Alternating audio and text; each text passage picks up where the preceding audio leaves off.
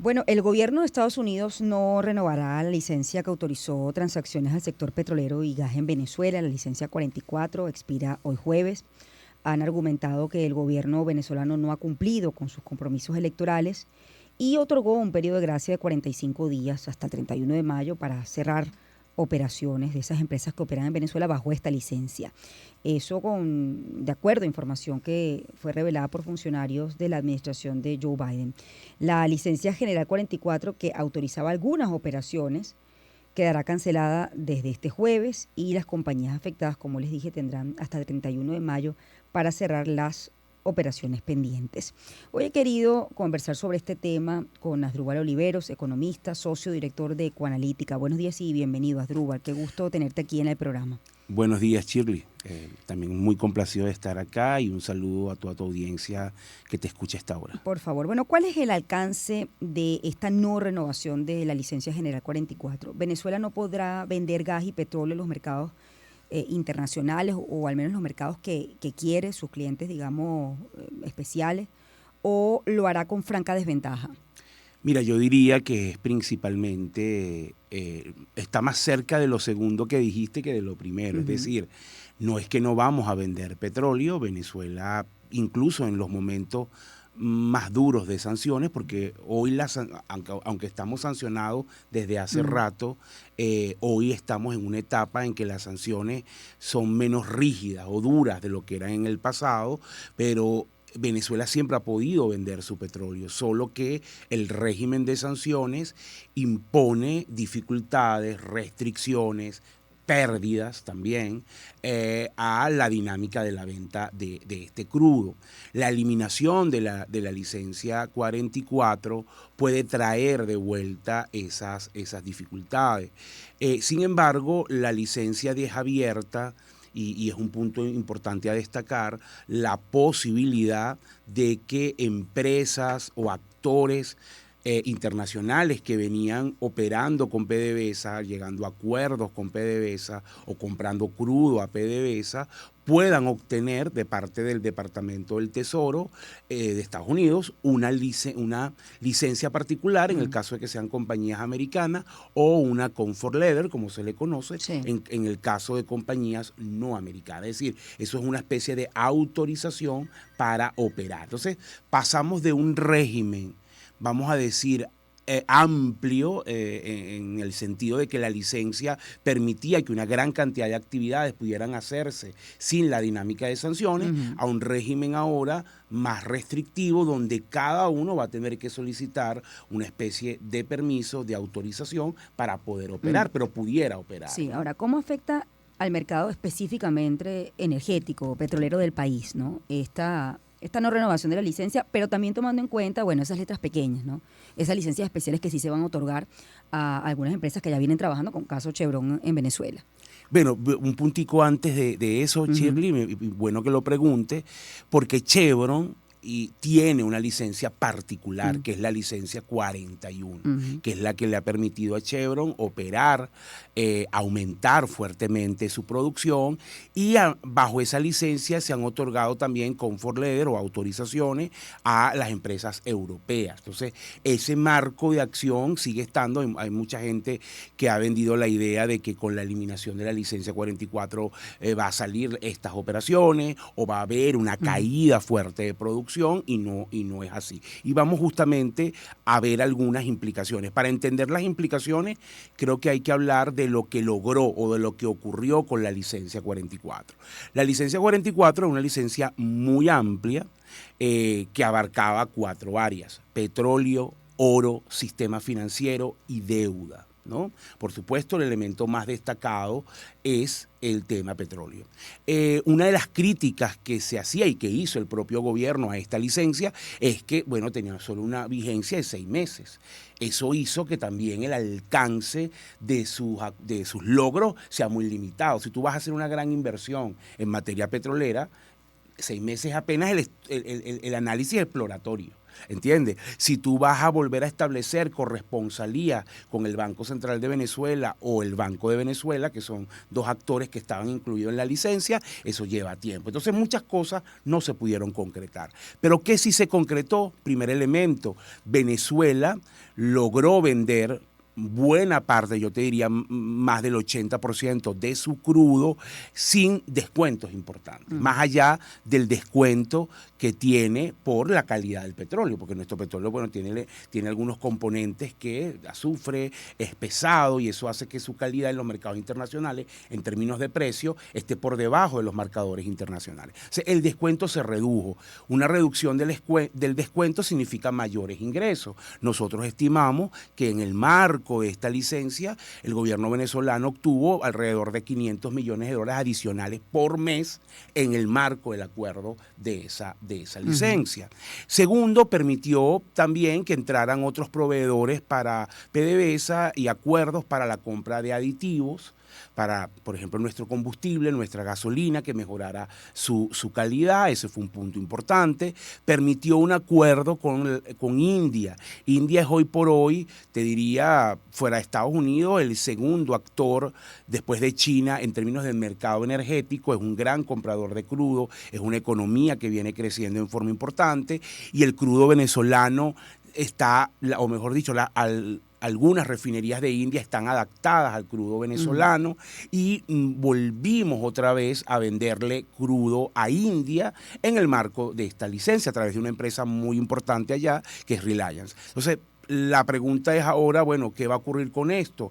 Muy probablemente aquellos actores que no quieran o no lograr estos acuerdos, una parte del petróleo de Venezuela va a tener que volver a venderse con descuento. Ese es un punto importante. Y a través de intermediarios también. Bueno, que tiene que ver con el descuento, incluye toda esa pérdida de intermediarios, de cobro en efectivo, que por supuesto se da en un marco de opacidad. Manejar efectivo estimula también la corrupción. Luego tienes... cabe la duda si esta gran empresa india va a pedir una licencia particular para poder operar, eso está allí. Entonces entramos en un terreno donde muchas de estas cosas que obtuvimos en estos 6 meses, van a ser revisadas, para no decir que van a ser eliminadas, porque insisto, pueden obtener licencias particulares, van a ser revisadas. Eso puede tener un efecto en la merma de los ingresos del petróleo, que nosotros hemos calculado entre 2.500 y 3.000 millones, como de aquí a diciembre, lo que Venezuela puede perder. El otro elemento es más de largo plazo, Shirley, y es, la capacidad de que la producción petrolera crezca se limita muchísimo, porque tú necesitas actores privados para que esa producción crezca. PDVSA no tiene hoy ni la estructura financiera, técnica, operativa de recursos humanos para expandir la producción por sí sola. La expansión de producción viene principalmente de la mano de los socios y para que los socios operen necesitan un marco de acción en el cual sientan que pueden operar, que puedan recuperar su inversión.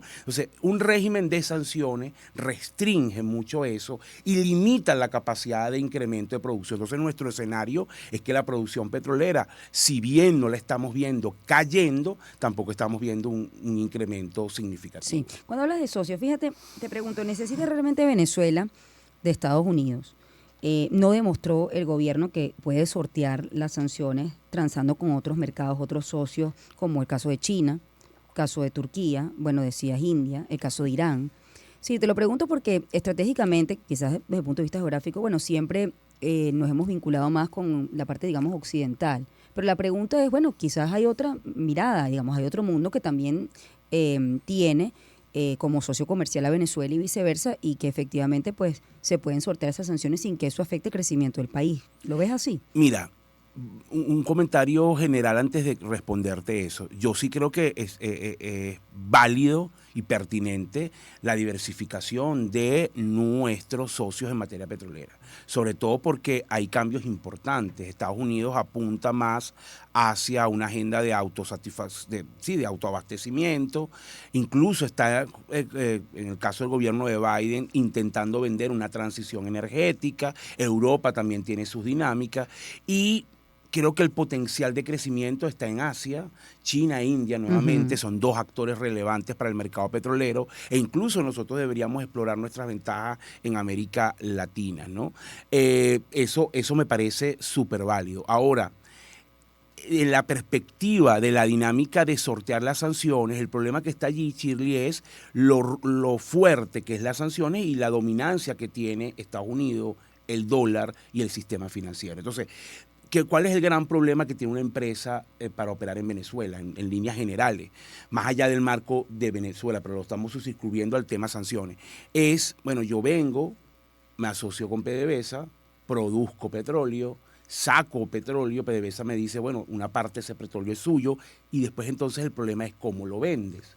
Obviamente aquí no, PDVSA se ha adaptado a vender con intermediarios en pago de efectivo, pero estas empresas que tienen estructuras corporativas muy sólidas, muchas de ellas cotizan en bolsa de valores, no pueden operar en ese marco. Entonces eso hace que inhiban su capacidad de operación. Lo otro es que, si bien creo en la diversificación, como lo dije antes, no podemos renunciar tampoco a ese mercado importantísimo que es Estados Unidos por la cercanía geográfica, porque como es una relación de tan largo plazo, muchas refinerías están adaptadas ya para el petróleo venezolano. Nosotros tenemos incluso una empresa en Estados Unidos, aunque en riesgo de perderse, que es Citgo. Entonces hay también una relación que no deberíamos descuidar. Es decir, no, lo que quiero decirte con esto es que creo que no hay conflicto entre diversificar nuestros compradores y trabajar con el mercado americano. Creo que las dos cosas pueden convivir, ¿no?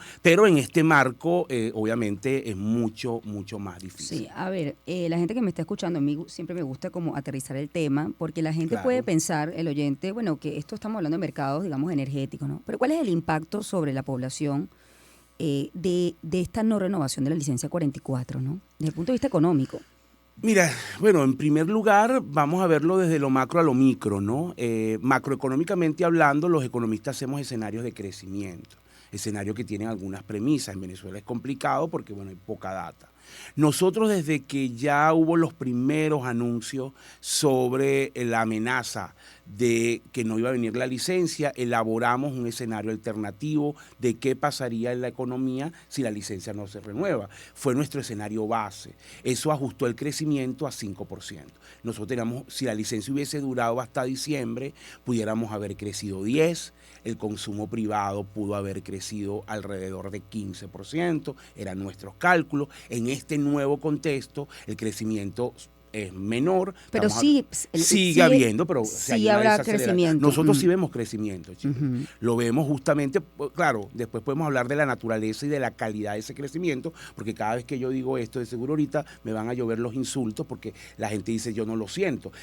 Crecer 5% en una economía que cayó del 2014 a 2021, casi 80%, es una economía, es un crecimiento muy poco. O sea, nosotros necesitamos crecer por lo menos entre 8 o 10% por un periodo de tiempo largo para recuperar lo que hemos perdido. Entonces, tampoco nos hagamos ilusiones que 5% es la resolución del problema, porque a veces hay una confusión allí en la opinión pública de que crecimiento es que las cosas se arreglen. Nada que ver. Crecimiento es lo que te dice que hay un conjunto de actividades que en medio de esta dinámica logran mantenerse. El sector alimento, salud, tecnología, medios de pago, comercio. Esas son las pocas actividades que crecen. Entonces, si vemos crecimiento, pero menor, nuevamente, necesitamos crecer más. Entonces, esa resta de crecimiento que estamos perdiendo, ese menor consumo, termina afectando la dinámica de la gente, ¿no?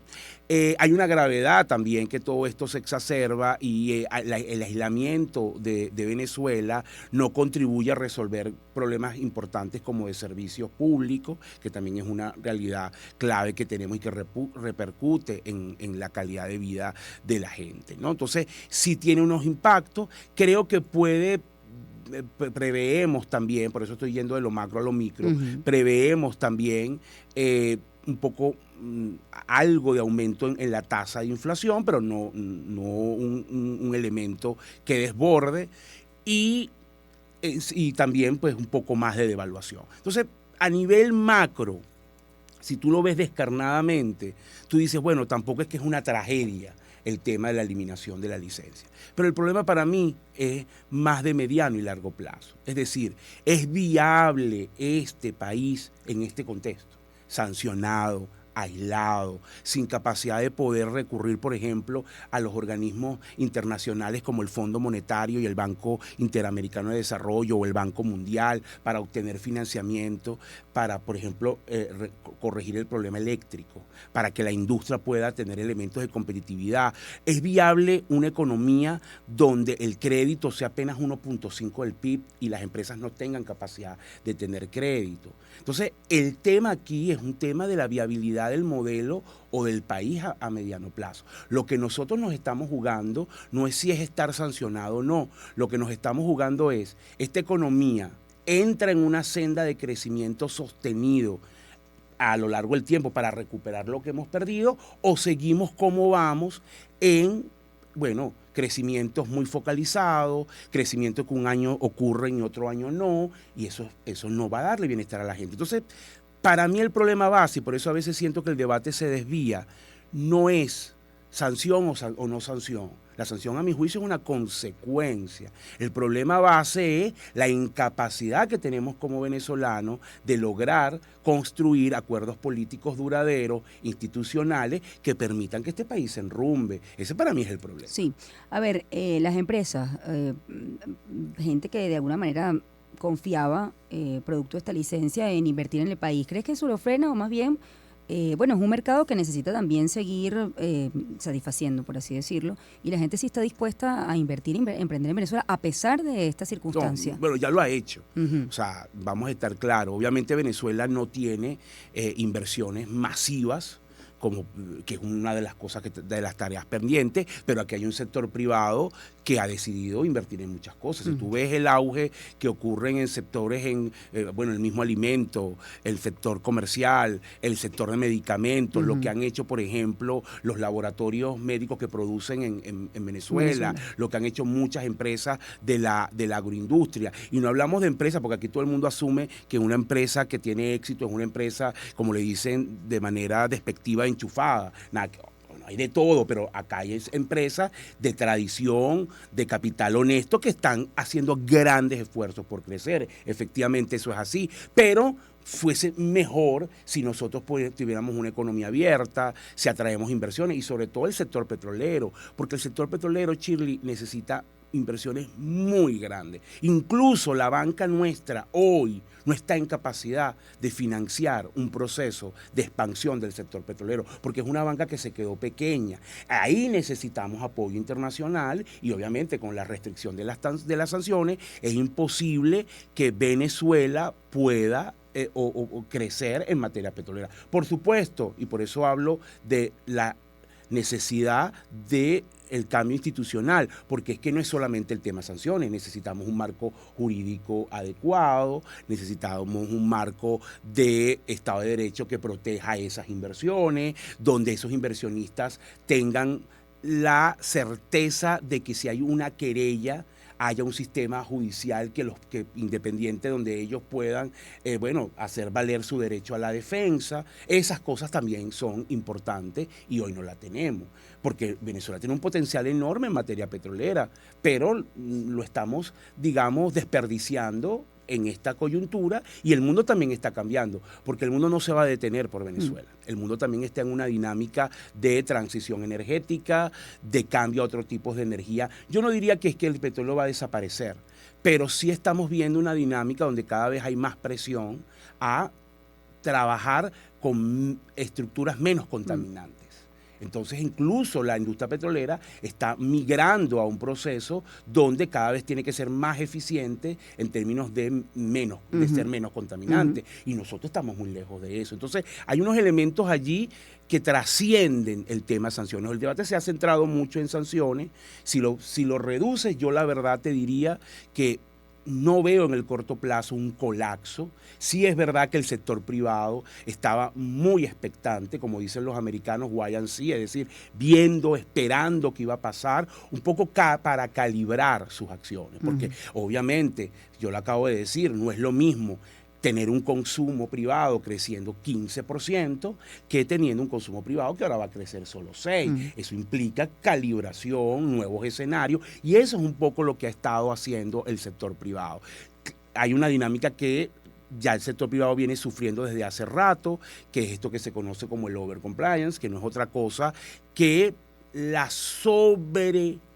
digamos, presión, por decirlo en lenguaje coloquial, para lo que son transacciones. A las empresas les es muy cuesta arriba operar con proveedores, con bancos, por ser venezolanos. Mucha gente dice... Las empresas y al ciudadano de a pie que también... que tiene cuenta afuera, sí. Totalmente, porque hay muchas personas, porque este debate a veces se banaliza. Hay gente, tú lo lees en las redes, no, que las sanciones son solo para funcionarios o la gente decente no se ve afectada. Esos son comentarios que tú escuchas en redes, sin entender esto, no necesariamente. Usted tiene una empresa y tiene un proveedor en Estados Unidos, en Alemania, y el proveedor, que no tiene idea de quién es usted ni de lo que está pasando, él solamente tiene una información en Google que le está diciendo que está un país sancionado. No quiere trabajar con usted, no quiere recibir los pagos, los bancos también te cierran cuentas, te detienen. O lo reciben en desventaja. Le digo además al que dice eso, intente entrar en una página manejada por Oracle. Oracle no permite que páginas en Venezuela puedan operar porque está sancionado. Cuando usted a veces va a una página americana que no puede entrar, tiene que ver con esto. Entonces, sí hay un efecto que va más allá de esto, pero nuevamente, la solución es también parte de un marco de acuerdo que lamentablemente Venezuela no ha logrado. A ver, creo que esta pregunta es interesante. El venezolano, el que está dentro de Venezuela, rechaza las sanciones, ¿correcto? Bueno, hay encuestas, yo no he hecho encuestas para verlo, pero he visto encuestas que lo dicen, ¿no? Que señalan que hay un rechazo al tema sanciones. Claro, porque Chile, las sanciones nos afectan. O sea, quien te diga eso, obviamente yo tengo diferencias con muchas de las personas, y es válido, ¿no? Que debaten sobre este punto, pero mentiría si te dijera que las sanciones no tienen un efecto negativo sobre la dinámica de Venezuela, sobre la vida de la gente. Sí tiene unos efectos negativos, pero mi punto de diferencia es: las sanciones es una consecuencia de un proceso más complejo. Es decir, la solución es más política que económica o financiera. Ese para mí es el punto fundamental. En virtud de eso, ya para ir cerrando, fíjate que han dado hasta el 31 de mayo 45 días. La pregunta es si esto ya es una decisión tomada o en estos 45 días podría quizás renovarse la licencia 44 de nuevo. Muy buena pregunta, Chile, porque al final es una decisión de Estados Unidos. Y vamos a estar claros, no solo 45 días, yo te diría más, es 45 días y más, porque supongamos que se venzan los 45 días, no se logre nada, pero en el día 60 se logre algo. Estados Unidos puede volver a establecer una licencia de relajación de sanciones. Entonces, yo sí creo que la puerta de la negociación está abierta, incluso más allá de los 45 días. Ojalá lo logremos en los 45 días, pero la puerta de la negociación está abierta, porque, bueno, al final es una decisión unilateral de alguien que si siente que se respetan los acuerdos, establece, toma la decisión. A eso es lo que me refiero. Pero me pareció, hay dos cosas que me parecieron positivas, porque la decisión de ayer pudo haber sido mucho peor. Primero es el lapso de 45 días, que es como dar espacio a seguir negociando. Creo que la respuesta incluso del gobierno venezolano también fue muy comedida en este sentido. Yo estaba esperando a lo mejor una respuesta un poco más visceral, fue mucho más comedida, eso también es un punto positivo. Número dos, el hecho de abrir la posibilidad de entregar licencias individuales también es un punto positivo, porque bueno, muchos de estos acuerdos que, como dije antes, nos beneficiaron, pudieran mantenerse en el tiempo a través de esta figura. Entonces, creo que esos dos elementos son puntos importantes a destacar. Sí, bueno, aquí justo estaba leyendo algunas encuestas, más del 70% de los venezolanos rechaza la reimposición de las sanciones. Dato importante, ¿no? Sobre todo porque, bueno, en este tiempo con una relajación, bueno, la gente empezó a notar que efectivamente hubo un cambio, el ligero cambio en lo que era su calidad de vida, digamos, de cosas cotidianas, ¿no? Creo que es importante tener esa cifra allí. Más del 69%, casi el 70% de la población rechaza la reimposición de las sanciones en un estudio, el último estudio, por cierto, que hizo Data-Análisis, para febrero del 2024, al menos esa es la última cifra que tengo aquí. 7:35, te agradezco mucho, Asdrúbal, que hayas venido hoy tan tempranito. Oye, llevamos 2 en un mes.